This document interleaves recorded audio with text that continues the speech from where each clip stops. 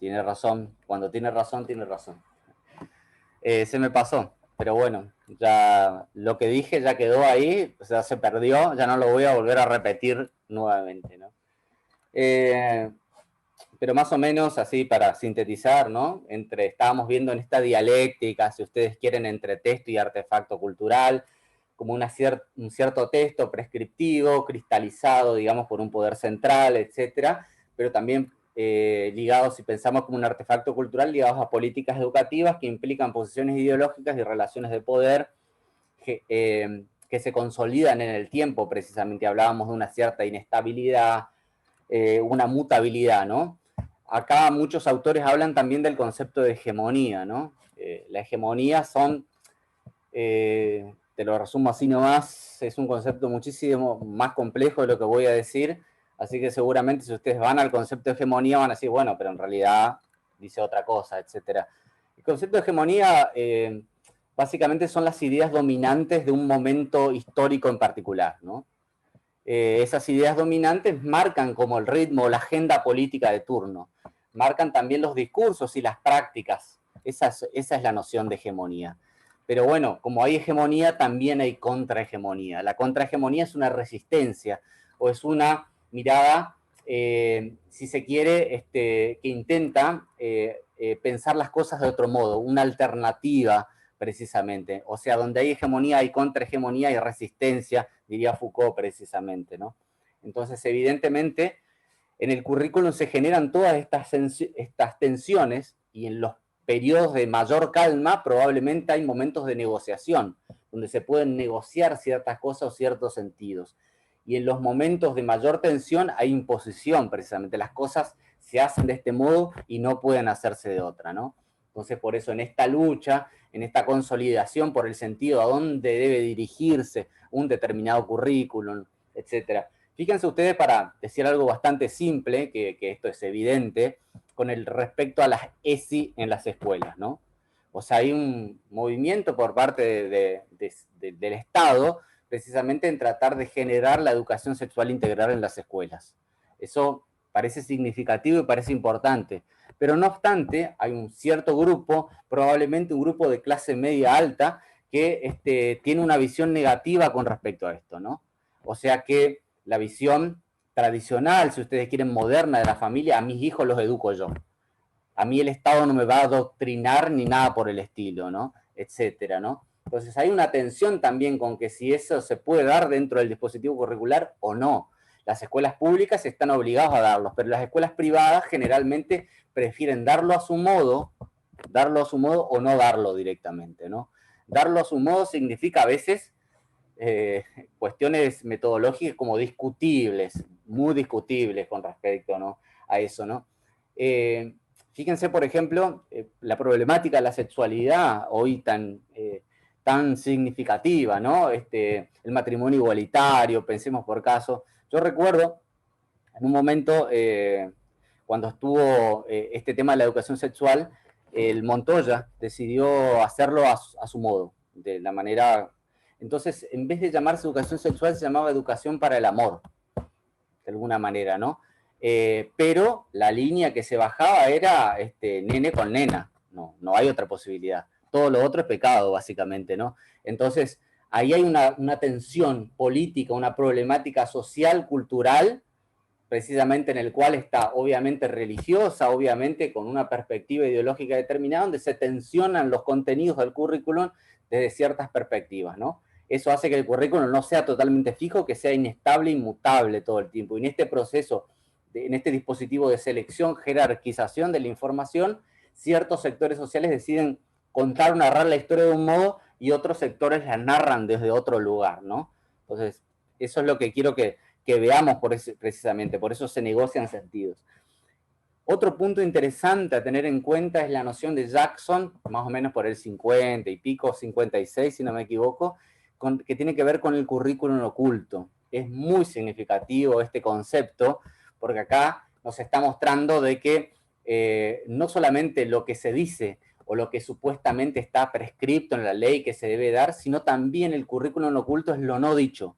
El currículum oculto precisamente tiene que ver con resultados no previstos en ese propio currículum y tiene que ver con buscados pero no explicitados, como si fuesen, Bourdieu decía como verdades, cuando se refería al concepto de Dobbs, decía verdades que circulan sin ser dichas, ¿no? Que es como si fuese un saber hacer que todos ya sabemos que tenemos que hacerlo de ese modo. Y fíjense qué pasa con el currículum oculto con respecto a los estudiantes. Los estudiantes saben lo que quiere escuchar el profesor. Han aprendido a comportarse precisamente por esa tradición que tienen, que hace mucho tiempo están dentro de una escuela determinada, ¿no? Saben lo que quieren escuchar, saben cómo ganar tiempo. Recuerdan cuando hablábamos del factor tiempo en las escuelas, ¿no?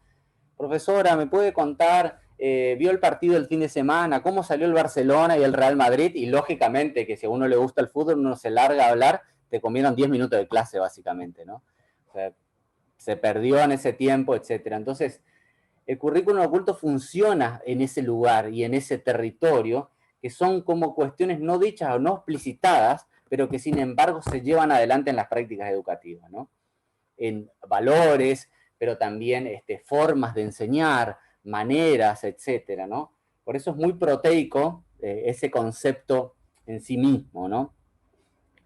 Otra cuestión a tener en cuenta también, me parece significativa, es que dentro del diseño en sí mismo, después existe lo que se denominaría como la materialización de ese diseño en una práctica real, ¿no? O sea, el currículum no es solamente un organismo abstracto que funciona como ciertas ideas, sino que eso se traduce y se materializa en una práctica concreta. Entonces, hay un problema, digamos, ¿no? Un significativo, interesante, un lugar de análisis sociológico, si ustedes quieren, muy significativo, es decir, cómo se materializan esas ideas realmente, qué es lo que se está dando del currículum realmente, qué es lo que se está aprendiendo, cuáles son los objetivos que supuestamente están explicitados en el currículum, pero se llevan adelante, ¿no? Fíjense esto paradójico, ¿no? Todos, como somos docentes, sabemos de qué se trata, ¿no? Una cuestión es lo que nosotros planificamos realmente, lo que queremos llevar adelante, nuestros objetivos, etcétera. Siempre tenía una colega que era muchísimo más grande que nosotros en ese momento, cuando nosotros recién habíamos empezado a enseñar, y decían, y nosotros íbamos con programas, si ustedes quieren, que esto no es el currículum del programa o el plan de estudios, pero hay cierta analogía entre el programa y el plan de estudio, ¿no? Y siempre íbamos con objetivos descabellados, que no nos iba a alcanzar ni el tiempo, con una bibliografía excesiva, el tiempo para poder materializarlo. Siempre decían, a veces menos es mucho más. Decían, pónganse objetivos reales, objetivos que van a poder cumplir. Por eso hay que tener una especie de diagnóstico muy profundo y muy significativo acerca de cuál es el grupo al cual me va a tocar enseñar y qué es lo que voy a perseguir con esos objetivos para que mi planificación sea real, justamente, ¿no? Entonces, en esas prácticas concretas se da esa tensión entre el diseño, pero también el desarrollo, precisamente, ¿no? Me parece a mí interesante tener en cuenta esa cuestión, ¿no? Eh, y por último, como para finalizar, hay una cuestión que me llamó la atención cuando leía, no sé cómo se pronuncia el apellido, que es Grips, son un montón de consonantes, no sé, se va a cortar esto. Y Palamidesi, que decían precisamente que en las épocas contemporáneas la noción de currículum está virando hacia el sentido del mercado. O sea que en vez de enseñar para pensar, reflexivo, crítico, para entender cómo funciona la sociedad, interpretar de todo ese paradigma constructivista y sociocrítico, hay una mirada de eficiencia precisamente que se liga que se liga al mercado, ¿no? O sea, que se liga a la ley de la oferta y la demanda, que se liga al consumo.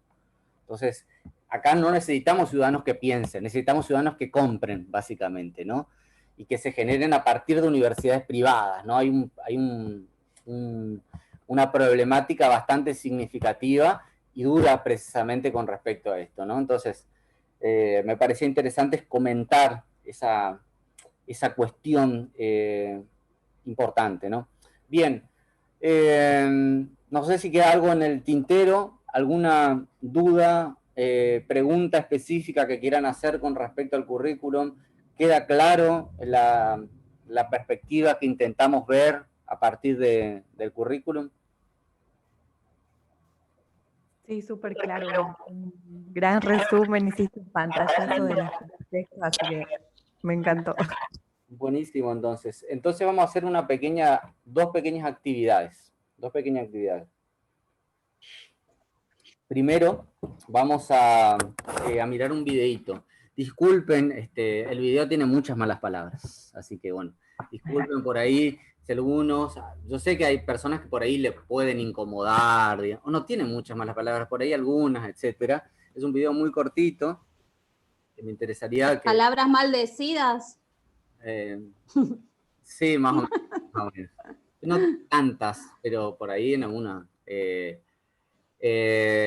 un videíto simplemente para pensar la dimensión, la construcción precisamente que se establece.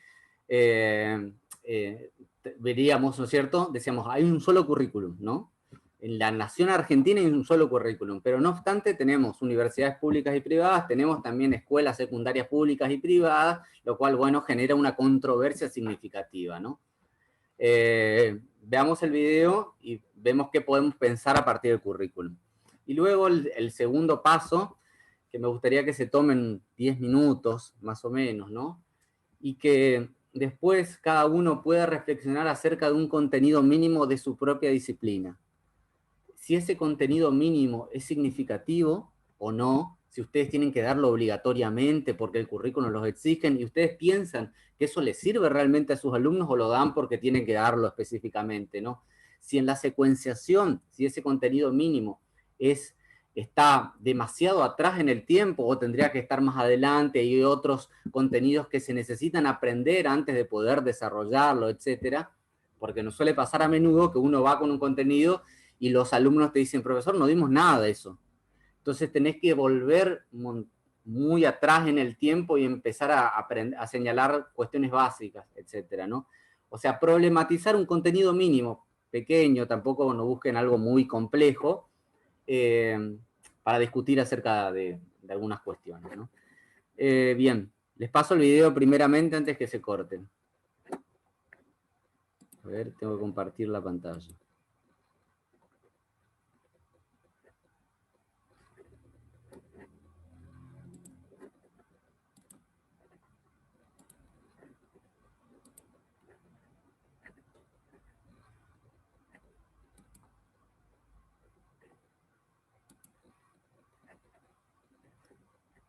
¿Se ve ahí? ¿Están viendo ahí? Sí. Perfecto. Tengo una consulta. Estoy buscando jardines para mandar a Nina. ¿Vos te acordás más o menos cuánto pagaban tus viejos la escuela tuya cuando eras chico? Ah, era caro, pero no recuerdo el número, eso no. Y sí, era bastante, era caro, la verdad. ¿Vos, Guille, te acordás? No, yo fui a una escuela pública.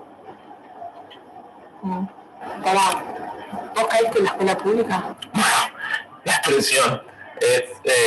sí, pues tampoco es como que caí en cana ni nada. Es una escuela como cualquier otra. Bueno,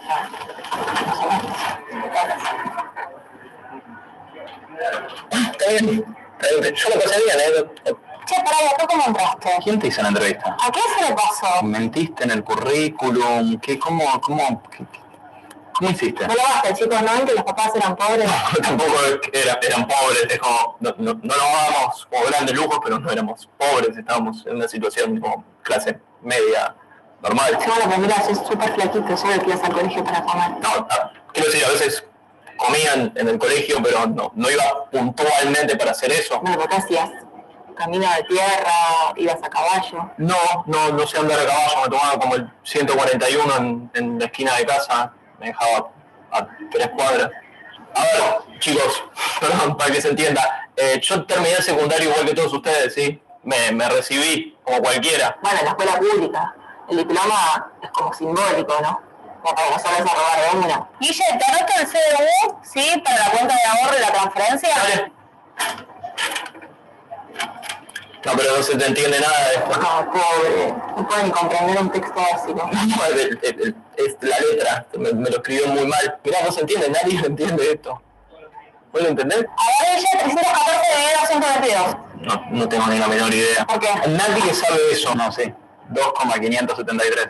Es la educación pública. ¿Qué es la capital de Y España? nadie que sabe eso. Talín. Chupame la pija, Diego. No, Atlanti dice. Se me puede que se te note tanto lo mal educado que estás. O lo público que sos. Guille, ¿sabes que tengo que sacar la compu un toque? Ah, sí. Ya te la devuelvo, ¿eh? Ok. Yo te voy a dejar esta. Así puedes seguir laburando, ¿vale? Guille, ¿tenés frío? Sí, un poco. Gracias. Orilla. Dejo esto. ¿Qué es esto? Mate cocido. Toma, Guille, come. Ese es el futuro. Gracias.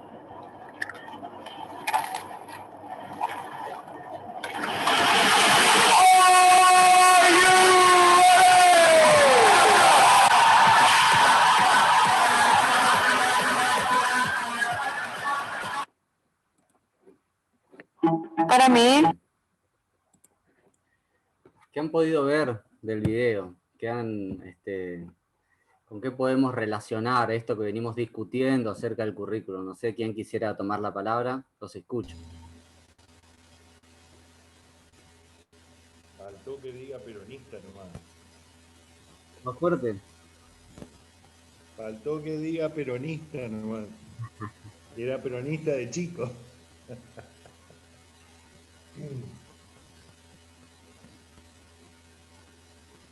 Totalmente identificada. Yo fui a escuela pública, primaria, secundaria, facultad, así que en realidad, obviamente dramatizado, pero es cierto, existe ese preconcepto y ninguneo hacia lo que es la educación pública.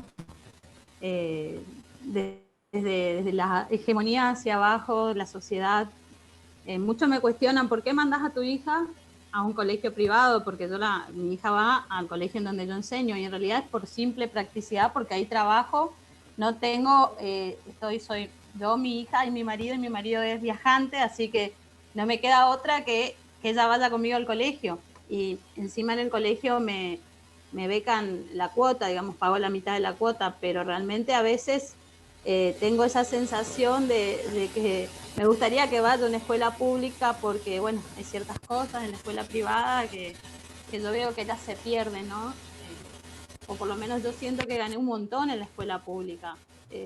Pero bueno, son visiones, pero lastimosamente está ese preconcepto de ningunear a la escuela pública, y cada vez más. Eso es lo que yo percibo, o me identifiqué por lo menos. Pero por ahí lo vi en el video, por ahí como diciendo, ay, pobre, fue en escuela pública. Los lineamientos curriculares son los mismos. Desde esta bajada de nación, del nivel curricular allá al nivel nacional, son los mismos. No sé por qué hacen diferencia. A mí me pasó lo mismo. Yo peor que fui a una escuela de colonia, es como que peor. Ay, te recibiste, como que es raro, como me ponen de ejemplo, mirá esa chica, fue a escuela de colonia y se recibió. No veo la diferencia, por eso no sé cuál es el tema.